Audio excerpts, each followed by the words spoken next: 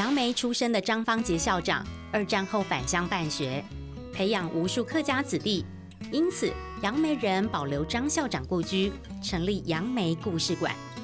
校长就告诉他说：“王同学，你的便当被打翻了，然后校长换一个给你。”那实际上这个故事是，当时有一位同学，校长发现他的便当没有菜，他就找学校的老师广播说：“便当被打翻了，就请他到福利社再买一点好吃的东西加菜。”这个是一个真实的故事，我们把它变成一个绘本。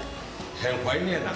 他退休以后是到美和中学去，很多学生知道老校长在那边，会特地过去看看他，同时就是说师生的感情非常好。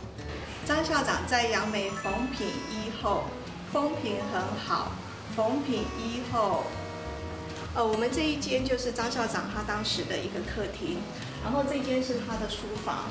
这一间呢，其实是当时有一些女学生，那她住的比较远或家境比较清寒，那这个是学生留宿的。在修历史建筑跟其他比较不一样的地方是在于说，我们会从历史资源的调查开始。创校时，张校长带着师生搬石头盖教室，现在的故事馆则是在筹备期就举办活动，让居民参与创馆过程。杨梅我就觉得很古色古香，搭配这个故事馆，我觉得人生也有故事，就从这里开始，我就特别喜欢。虽然还在筹备期，但杨梅故事馆已经满溢了客家小镇浓浓的人情味，欢迎游客亲自到故事馆感受。上课喽！